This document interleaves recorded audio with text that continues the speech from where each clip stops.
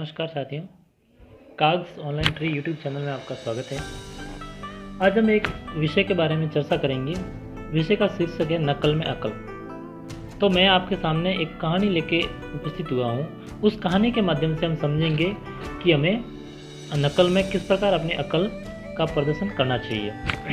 तो चलो कहानी शुरू करते हैं। कहानी शुरू करने से पहले एक बार मैं आपको कहना चाहूँगा कि अगर आप हमारे YouTube चैनल से जुड़े नहीं हो अभी तक, तो प्लीज़ इस YouTube चैनल से जुड़ जाइए, इसे सब्सक्राइब करिए और बेल आइकन को भी दबा दीजिए। इसका फ़ायदा ये होगा कि आपका खर्चा तो नहीं लग रहा है, लेकिन इस चैनल पर आने वाले नए नए वीडियो का आपको नोटिफिकेशन मिलता रहेगा। तो हम इस प्रकार की कहानियाँ लेकर इस चैनल में हाजिर होते रहेंगे। हमारे इस चैनल में स्टडी लेसन भी चलते हैं और कुछ मोटिवेशनल वीडियोस भी बनते रहते हैं। तो चलो हम कहानी शुरू करते हैं और आप इस कहानी को अंत तक सुनिए और अंत में मैं इस कहानी का शीर्षक बताऊंगा, वही पूरी कहानी का सार होगा।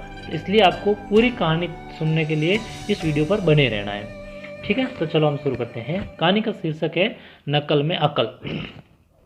देखो, एक समय की बात है कि एक पहाड़ पर एक गरुड़ रहता था, ठीक है ना। और उसके पास में ही तलहटी में एक बड़ा सा विशाल वृक्ष था। वहाँ पर एक कौवा वहाँ पर घोंसला बनाकर रहता था। और उस तलहटी में आसपास के गांवों से बहुत सारे पशु भी चरने आया करते थे। और जब उन पशुओं के साथ में उन पशुओं के बच्चे यानी कि मेमने हुआ करते थे, वो होते थे, तो उनका जो वो गरुड़ शिकार कर लेता था। तो रोज रोज की ये गरुड़ के शिकार को देखकर कौवा एक दिन जोश में आ गया। कौवे ने सोचा कि गरुड़ अगर ऐसा पराक्रम दिखा सकता है तो मैं ऐसा क्यों नहीं कर सकता। तो एक दिन कौवे ने भी उड़ान भरी बहुत ऊंची, जहाँ तक वो उड़ सकता था। फिर वहाँ से वो तीव्र गति से नीचे की ओर झपटा मारने के लिए आया, लेकिन वो शिकार नहीं कर पाया और वो जाकर एक चट्टान से टकरा गया।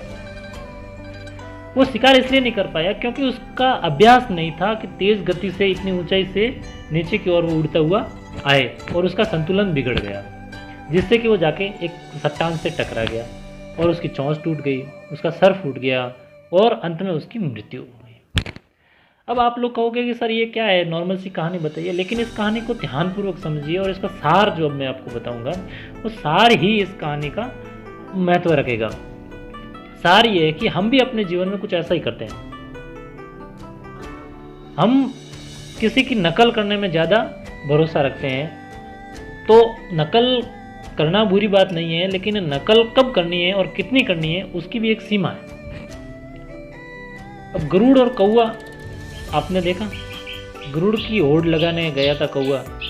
तो हमें भी अपने जीवन में इन बातों का ध्यान रखना है कि जब हम किसी की भी नकल करते हैं तो हम अपने सामर्थ्य और अपनी क्षमता के बाहर जाकर किसी की नकल नहीं करनी है। ये चीज़ हमेशा ध्यान रखनी है।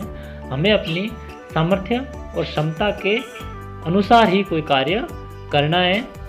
यही इस कहानी का शीर्षक है।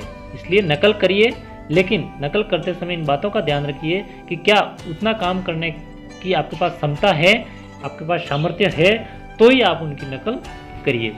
जय हिंद, धन्यवाद। एक बार फिर से मैं कहूँगा कि हमारे चैनल को सब्सक्राइब करके इस चैनल से जुड़ जाइए, ताकि आने वाले वीडियोस का नोटिफिकेशन आपको मिलता रहेगा और मुझे भी सहायता मिलती रहेगी आपकी। जय हिंद, जय भारत।